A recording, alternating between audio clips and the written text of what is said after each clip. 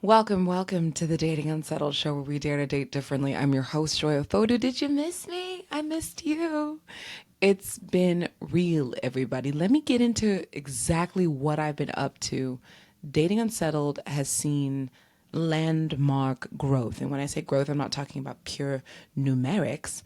I'm talking about people seeing and recognizing this show for what it is, what I intended to do with it, how it's healed and touched and reached people, and giving me, as the host, more avenues and platforms to share that. It's been really freaking cool. I did our first ever exhibition table slash booth with the help of a student named Bryn at the East Bay Women's Conference. So I hosted this conference. There were 700 plus women there.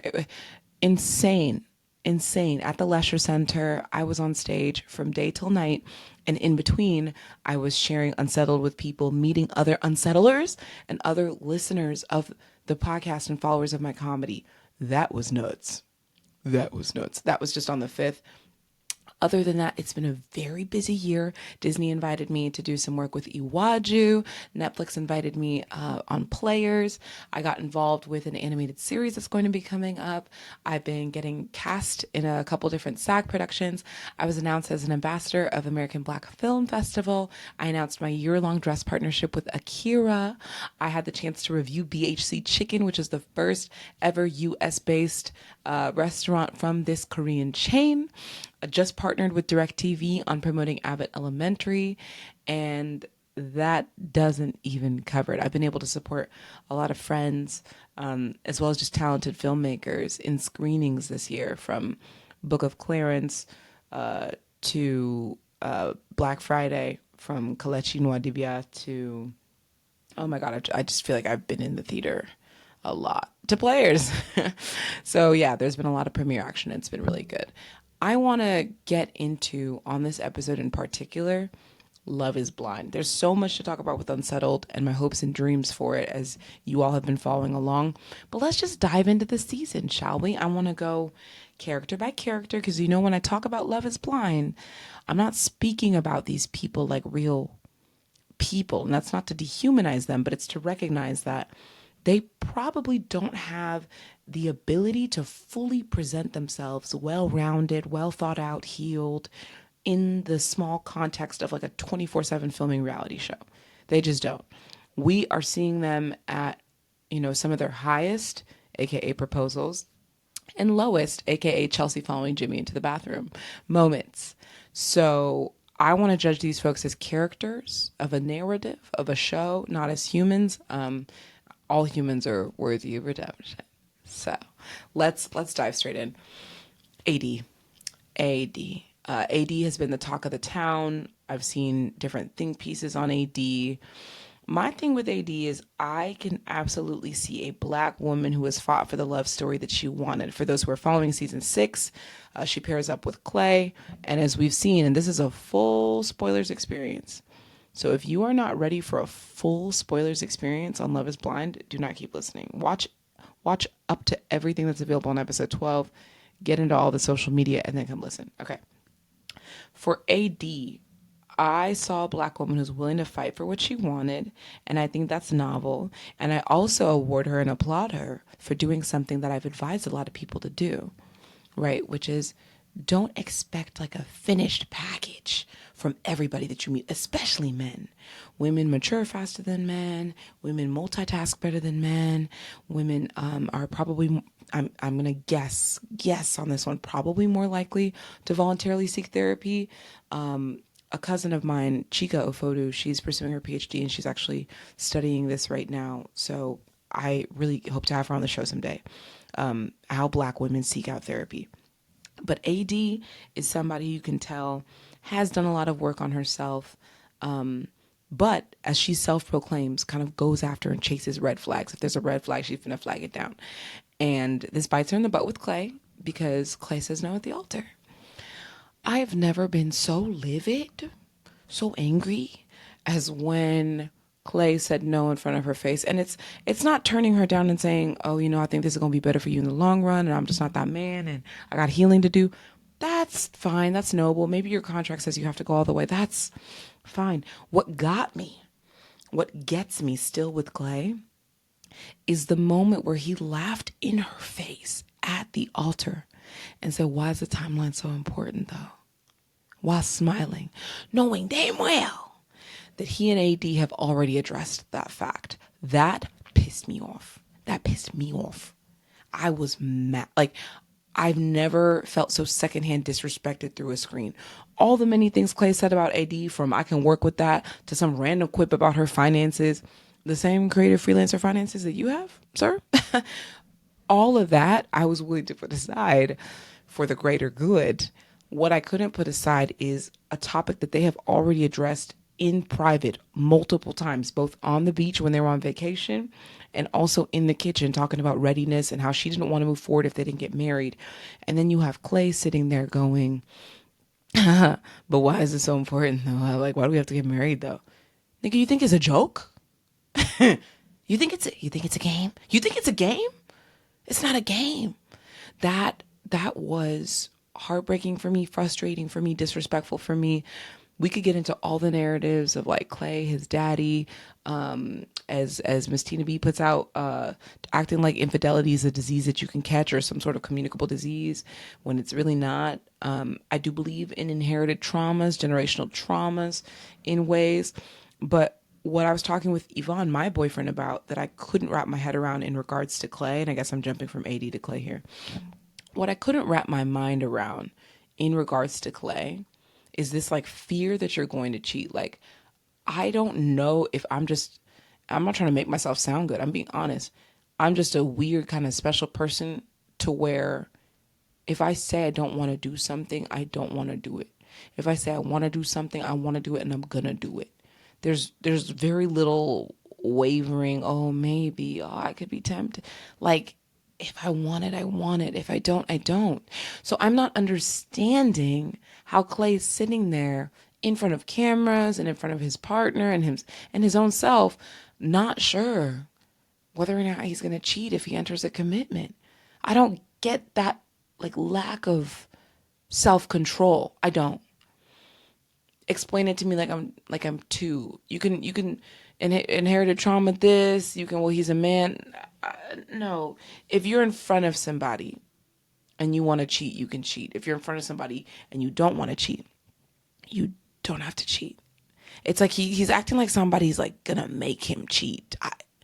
I can't understand it, and that drove me crazy. Almost as crazy as Amy and Johnny not having a full suite of contraceptive options.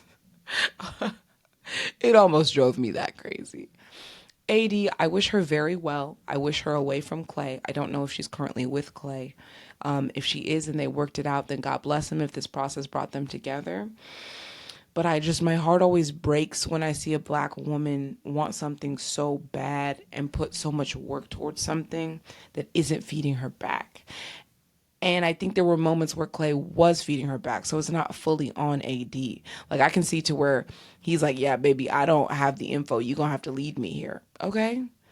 And she jumped up to lead and she's like, because I think this is a real thing. And this happened for me kind of entering my relationship a little, to where it's not that I was leading, but that I had more faith that I had more faith that a long distance relationship between me and Yvonne could work. In the moment when we were talking about it, I had more faith that it was possible and could work out between us than he had. It's not he didn't want it. It's not he wasn't ready. It was just, I believed that to be possible and I could see it. And even though I knew there would be blockers and barriers and obstacles to us being in a healthy relationship, I was willing to go bravely into that situation. There's always, with dating, there's always going to be, fears and blockers and what if it doesn't work and risks, always in every relationship. It's not a perfect relationship because you found no flags or no fears. There will always be fears, but it's really, really helpful when both people aren't just sitting there afraid. It's really helpful when at least one person can sit there and go, I'm gonna be brave for both of us right now. And then hopefully you can step into it with me. And I think that was me entering the relationship. I was just like, I see this working. I know you are a little nervous about it, but as long as you want what I want, and as long as you show up your honest and authentic self, and you show up committed, and you show up loyal, and you show up, period, I'm down and we can make this work. And guess what we did? So I see how AD came bravely into this situation, so bravely, in the face of a man literally telling you, like, I don't know if I'm going to cheat. You came so bravely into that situation, AD, and I commend you for it. I don't think you can make me hate her. That's the thing about AD, the way she clocks Sarah and the way she stands on business. Frankly, I just believe she does. The moment we saw her broken is now in the bridal suite when Clay comes in. And to me, I thought you should never be in a situation where for an extended amount of time, your partner's getting you to question the strength of who you are. We went from tall, confident AD to like, this woman looked soulless. Not her fault. This woman looked like the soul had been sucked out of her and like a dementor. That was so sad to see. I didn't like that. I didn't. And I don't ever want that for Amber Desiree or anybody. And it's possible that she was just going through a moment of shock over the decision and what happened. But I looked at that and I was like, is that the person for you? The person that brings this out of you? Is that who you're is that who God destined you to be, with somebody that would just break your spirit and just make you look like a dementor just visited? Is that it? I didn't believe in that moment that Clay was the best partner for AD. So reunion footage has aired in a trailer, and I think the reunion will drop Wednesday of this week. I'm just excited to see what happens. If she's with Clay and they worked it out, I would love to hear how. I would love to hear how you got over him saying no, I do not, and laughing and talking about, okay, body, in front of your whole friends and family. Did you ever get over that? How, if you want to come on the podcast, talk, how do you get over something like that? If you found a healthy relationship with him, to find something that's even remotely healthy, even remotely possible. Tell us the way, girl. Because I think AD is a leader. I think she's beautiful. I think there were a couple hair mishaps or eyelash mishaps or whatever. But that's the thing about TV. It takes all of our insecurities and low moments and distractions and whatever, and it just amplifies them. And I do want to know, what was Clay talking about with the finances? Let me know. So that's kind of AD and Clay for me. I can get into Clay a little bit more later if I must, but let's move on. Amy. I had a hard time remembering what Amy does for work. She's apparently an e-commerce retail specialist, according to Decider. Amy to me is fun. She's very bubbly. I don't like, it's kind of a trend, and I don't know if it's like how it was captured or just how we feel, or they're unproblematic mostly, so that's why it's boring. Amy and Johnny bringing up that essence of boring. It's giving very Chandler and Monica once they started getting going on Friends. It's like the couple that decides to be together and is healthy is not necessarily the most sexy one to follow. You know, she wants to be loved till she's old and wrinkly. She wanted the fairy tale wedding. She got the fairy tale wedding. She looked like a fairy tale princess. I'm going to be honest. I wasn't, when at the beginning of her wedding, I was not watching it with like hella intent, but I was cooking. And then I turned because I see like her dad. Ooh, if y'all missed or skipped these scenes, go back and watch Amy talking to her brother and her father and her mother. Like, there's real stuff there. And I think what I love and respect about Amy is she seems very real. She does. She seems like someone who came into this wanting love, ready to give love. She received love from Johnny. Reunion, I'm hoping they're still together. She looks good at the reunion. So for Amy Tiffany, God bless, baby. She's just, it's a cute story. It is. It's cute that she found Johnny. Getting over him being white is a whole nother conversation. And I feel like there's probably more to that they didn't include, to just keep it very fairy tale-y, if that makes sense. But I don't know. It's fun. Go ahead, Amy. Amy's not the type of person where I feel like, and it's not her as a person, the character of Amy, the story of Amy and Johnny. This isn't a story that I think I'm going to be digging up years from now, like desperate to see what happened or where they went. I don't think it's one of those. I don't think it's where you want to dive in and, oh my God, let me learn everything that I can about Amy and Johnny. I don't feel that personal pull, but there's probably a Latina girl somewhere that's like, okay. And, so everybody appeals to somebody different. There's room for all the stories. And I'm really glad that they have like a healthy success story so far this season. Okay. Brittany was with Kenneth or Ken. A lot of internet rumors about Kenneth, the principal. I don't Yvonne put it this way. He was like, your family could say anything about you. So I'm gonna wait till I hear from Kenneth what his story is, what his narratives are, what his truth is. How he did Brittany felt very checked out. Felt he was one foot out the door and kind of just waiting for it all to end from the Paradise couples vacation. I don't think Brittany deserved that. Brittany's eagerness to be with the black man, I guess she'd been with one before, so you kind of go with what you know. You can judge however you want, but I mean, 24. Like I didn't even realize, like, she kind of gives off to me more someone I might hang out with, 26, 28. She doesn't. She doesn't give 24 to me. And sitting with the fact that she is 24, similar to AD, I think she's just a lover girl who was blindly and boldly and bravely willing to go into the process. And it didn't work out for baby Brittany. But I want to know if there's any tea from her experience with Kenneth or things that she's found out about Kenneth or Ken or his family after the fact. Something wasn't adding up. And for her expecting him to not to be on the phone, I mean, that's even a thing I talk through with my partner. When you come back to real life and you grab this device and you've been on a work trip or, like, I'm a content creator, I'm an actor, when you are unplugged because you literally can't be on it, and then you come back and work is calling, those are bills on the line.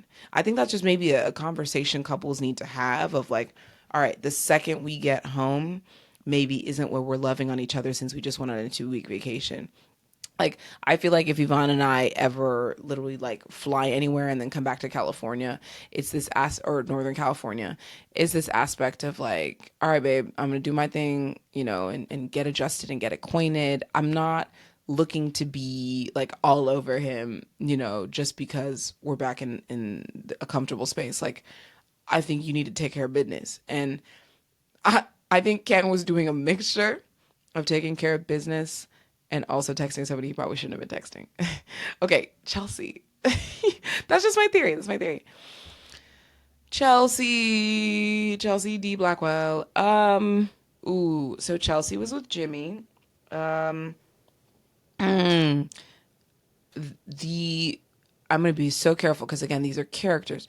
The behavior exhibited by Chelsea, maybe next to Jeremy or maybe even rivaling Jeremy, is some of the most abusive relationship behavior I've seen.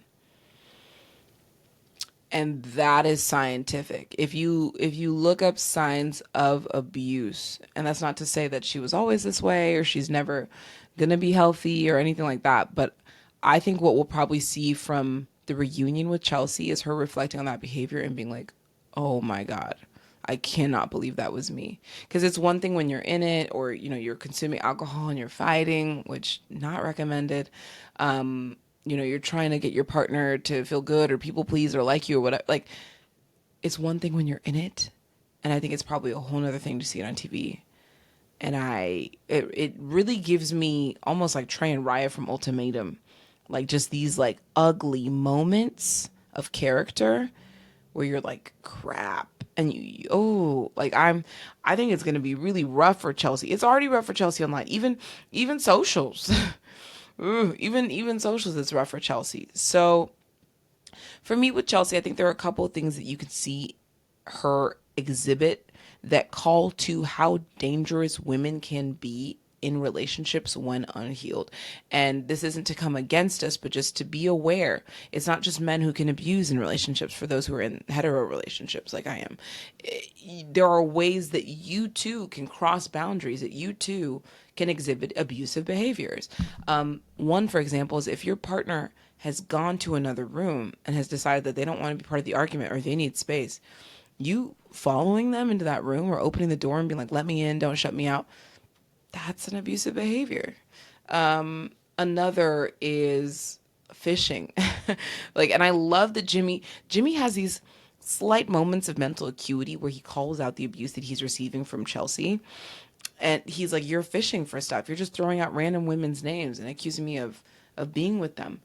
Yelling is verbal abuse. Yelling at Jimmy, I know you after.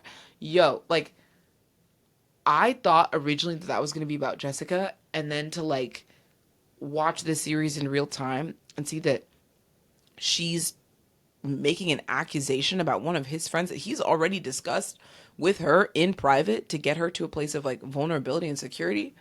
Baffling. Baffling. So, and then things like that, like embarrassing your partner, that is also a form of abuse. When saying something or divulging something to many people, aka I don't know, the entire world, that you know is going to be embarrassing to your partner, that's abusive too. So I just wanted that relationship to end fast. I'm not saying that Jimmy is like without his faults or whatever, but with Jimmy, I again, maybe there's missing footage. It seemed like what he put out is what we got. You need to be able to let your boy go crack a cold one. You need to be able to let him crack a cold one with the boys for an hour. Men need their friends. You are not his only friend. And that's like, I'm using that to talk to myself too. Not like it's something I know, but it's always a good reminder. You might be his best friend, or he might call you his best friend, but he still needs friends. He still needs his family, his community, his activities, his hobbies. You're not his whole entire world. And I'm sure that there are partnerships where that exists. I'm sure there's a guy somewhere who doesn't want you to talk to anybody, who doesn't want to go anywhere, who just wants to mess with you. I'm sure that exists, but you didn't find it in Jimmy. And trying to mold and shape your partner to be what you want. He goes out for 1 hour, you prefer he doesn't go out at all. He talks to these 3 girlfriends in his life, you prefer he has no girlfriends at all. Trying to mold the man to what you want him to be in life is not a recipe for success, baby girl. She's going to have a lot to answer to at this reunion. Let's go to Clay. We did talk about Mr. Gravasande. Knew I was looking at somebody potentially Guyanese, Caribbean minimum. It's the facial. It's most of his face. It's up here. It's the devilish look. It's we knew. Clay is very familiar as a character, as a trope. I was like trouble, and I think a lot of people did, and I do hate judging men for that. Clay, I think, would be closest, not fully, but like closest to what I personally consider like my type. And I did the same with Yvonne when I like saw his dating photos like on this app, swiping, boom, boom, boom. See his pictures, I was like, oh, athlete trouble. You know, I was like, oh, black bearded trouble. Like, I just have, I'm sure we all do. We all carry these traumas. I carried a little bit of trauma into how I evaluated and was like, oh, this is going to be a mess. My Yvonne ended up being a mess in the best way possible. Clay ended up embarrassing AD in front of her friends and family. And if we're going to go to social media now and potential social media spoilers, people have rumored that they have seen Clay and AD together at various holidays and Thanksgivings that allegedly took place after filming. So if that is the case and they are still together, he must be doing something right. What I don't like about Clay's decision to enter this show is using it as a force function for marriage. Like, I would love to see this show work out for more couples every season. I don't live for them not working out. I live for them working out. I'm a lover girl. I'm a hopeful girl. With Clay, what bothered me is the same thing Jared kind of did with Ayanna. I'm not a married man. I'm not marriage material. But if I enter this show and it forces me to propose to somebody based off their voice, then maybe I'll turn into the type of man that they need. What? In a couple of weeks. Huh? A reality TV show where you got cameras on you and you're stressed and pressured and you're moving between houses and apartments and condos and filming. That's going to make you marriage material and ready? No. Like, so when they're using it as a force function, I also feel like they're using the show to get social media clout. And I don't know where he's gotten to with this. We could check out Clay, for example. Oh, this page isn't available. Well, that's not really a shocker. What about TikTok? Let's see. Clay on TikTok couldn't find this account. So maybe he's currently off. I don't know. Maybe he opened things back up under a different handle. I just don't like the Jared, Ayanna, Clay, AD trend of I'm a black man and there are reputable black men in my community and I'm not at all ready for marriage, so I'm going to let this reality TV show make me ready. It's not going to happen that way. And when you do that, you're using black women as character development. Like, it's not cute. I do believe genuinely here at Dating Unsettled, that our characters develop as we are with people. But to go in knowing I'm going to attach myself to somebody who's super ready so that hopefully they can drag me into readiness, because I'm not even sure that I can be faithful. I'm not even sure I will not cheat. Why, baby? Why enter this situation at all? Just don't go on the show. So I was kind of irritated Clay went on the show. We're going to see how that plays out. Jeremy, I'm going to say with trigger warnings, this whole situation is trigger warnings infidelity, trigger warnings domestic violence, trigger warnings abuse. Jeremy's behaviors, we also see abusive behaviors here, ignoring your partner. Outside of the show, there's been things that have come up that Jeremy himself has addressed on social media. I find it so interesting that this season they've been allowing contestants to appear on social media, make comments, make posts before the airing of the reunion. At first, I kind of liked it because it kept us hooked and it was giving us like more insights into them, and people started making predictions like, okay, this person went on like a revenge body journey. Maybe they're dead. Like, it's kind of fun, maybe, but it started getting weird, and it just felt like a like uncontrolled kind of narrative, because with Jeremy, he's, before we even get in front of reunion and the accountability of other people, able to do this like press conference on his Instagram and within his own Instagram comments of like addressing every little thing that people see.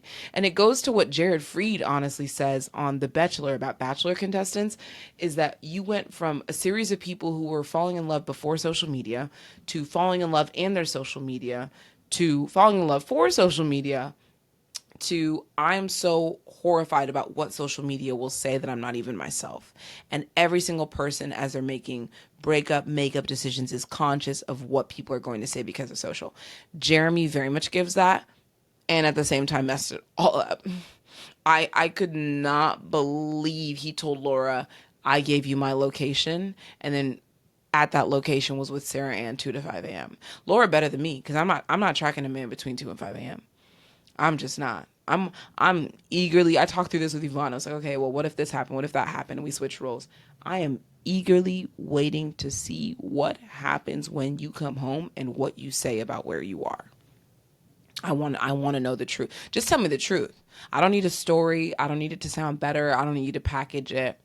I think that one thing that I do, and I'm just bigging myself up here, one thing I think I personally do well in a relationship is creating space for truth. So whether it's in the moment or you need to take your time and come back later, you will not, you might be nervous, but you're not going to feel like afraid, like fearful of me to tell me the truth about something. Just lay it out. Just let's handle it. I'm a big girl. I thank you for the truth, even if I don't like it, especially if I don't like it. I thank you for giving me the truth. So I think with Jeremy, Laura did at first set up a situation to where he should have felt comfortable and safe. He should have felt comfortable and safe just giving her the truth. And the fact that he didn't immediately was embarrassing and disrespectful. For Laura to now use, and I'll call this abusive too, name calling and telling him he's going to do this and that. It's almost like Jessica saying, you know, you're going to choke when you see me. That you don't threaten somebody. You know, what are we, his life? What are we talking about? So not cool. Jeremy, on the other hand, those abusive behaviors would be like giving your partner the silent treatment. These things are really small, but I don't think people realize like how damaging they are. And I encourage everybody to look into like domestic violence awareness, because the way that domestic violence can play out in reality TV in front of our eyes and still be televised and still go on and people are still rooting for them, it literally speaks to how the culture contains and perpetuates these abusers or people who abuse. It's tough, and people will sometimes just look over it. Maybe because they're used to it, maybe because, oh, my neighborhood or my family, everybody talks to each other like this. Not over here. Not in Dating Unsettled. So as we push ourselves to be healthier daters, let's examine their behavior with this lens. And Jeremy does these behaviors in front of the camera. And making your partner jealous, right, with the jet skis, that's another abusive behavior. What we are alleged, what has been alleged off camera about Jeremy, and again, major trigger on domestic violence here, his ex claims that he brought out a firearm during a conflict, that he stalked her, to a dinner with coworkers. This is on TikTok. I don't know at all the veracity of this, the verification, the truth of it. I don't know this woman. I don't know if she even dated. Like, I don't have this information. But also, watching Jeremy on social media and on Netflix, I'm not sure why anybody would deliberately claim this man unless they really had something to say. So my inclination is usually to believe victims of domestic violence and domestic abuse when they speak and look into their stories. And only time is going to tell, or media or police reports or whatever, of whether or not Jeremy did the things that she's alleging that he did. But it's tracking a little bit with some of the stuff that we've seen of like silent treatment, both the ex on TikTok and Laura, and we see in front of our eyes, we see Jeremy giving silent treatment. It's scary. It's just sad. I don't wish that these people get embarrassed or bullied by others on social. I wish them help and healing. Jessica too. Going over to Jessica, this is the 28-year-old mom of a 10-year-old daughter. I'm going to do a whole nother episode on whether or not you should tell somebody you have kids. I don't have kids, so I'm going to have to bring on a single mom. I have a couple single mom friends that we can definitely chat about that piece. But it's so hard to speak on this, again, because I don't come from this experience of having such a part of your life to share with somebody and the right order and the right timing. Putting the single mom divulgence, or I have a daughter divulgence, putting that aside for just a second, I think with Jessica, the main thing is to think about, how do you treat a situation where your heart is not fully healed and you potentially still want to explore things with somebody who seemingly has already moved on. Frankly, from what we see from Jimmy, I believe he's moved on in his actions. I don't know if he's moved on in his heart, but he's moved on in his actions. And we've all maybe found ourselves in a Jessica-like place or a Sarah Ann-like place where you were involved with somebody that moves on from you, and what do I do with that? What's the mature thing to do? Is it back away entirely? Is it remain friends? Is it try to be mature? Is it let's have a debrief and a conversation around it and try to get through it? Like, it sucks. And so I feel for her in that way. Where I don't feel for her is this fake kind of wishing Chelsea well or be good to her, to Jimmy. Now we've entered fake territory. Just don't be fake. Like, for me on reality TV villains, y'all will know this about me if you've listened to previous coverage I've done of Love is Blind or Ultimatum. If you are going to be a reality TV villain, stand on 1, 2, 3, 4, 5, 6 minutes, 10 toes. If you're watching Dating Unsettled on YouTube, 10 fingers here. Stand on the 10 toes. With Jessica, I just want her to stand on 10. Can't wait to see at the reunion. She is exactly why you make a dating reality TV reunion, so we can hear from people like Jessica. Jimmy, Jim Bob, Jim Duggar here, Jim Burt. Jimmy, I wasn't not crazy about. There's like a Jimmy hate train that kind of started. I'm not going that far down the road. I do think that Jimmy absolutely heard Chelsea's story out and Jessica's story out, and he found an easier partner, he thought, in Chelsea because she didn't have a kid. I literally think he went, divorce or 10-year-old child, and he went that way. Forget the Megan Fox comment. I think it was about the life story because he was so getting on with Jessica. Jimmy learned. Jimmy learned from what it's like to choose somebody that says they look like Megan Fox. Jimmy learned what it's like to go against your own interests. Jimmy learned what it's like to have your boundaries pushed and extended and continue a relationship with someone. That's all I can say. I hope that Jimmy in this moment is either with Jessica or alone. Johnny, I don't have much to say about Johnny other than please do your research. Come on, mamas. Let's research, boy. Let's find some alternate methods. There are other ways of not having a child. I promise you, Johnny. I promise you. But it seems like he comes from a solid family. I think that's all I want to touch on. Everybody else, when it comes to Love is Blind season 6, God bless their hearts. It's not easy to be on reality TV. I commend them. I would love to host me a little Love is Blind reunion or social or carpet or something, because I follow the show so heavily. So to the good people at Netflix, love ya. Done it before, I could do it again. But that's it, Unsettlers. That's what I think about this cast. I cannot wait to see the reunion. Tag me at Dating Unsettled or tag JoyOfodu and Dating Unsettled with your thoughts on the season. And it's going to be a good one. I think this one is going to end with a bang. I didn't even touch on Trevor and his trifling has a girlfriend. I didn't even touch on Trevor. So, yeah, let's just save the rest for the episode, shall we? Love y'all. Take care.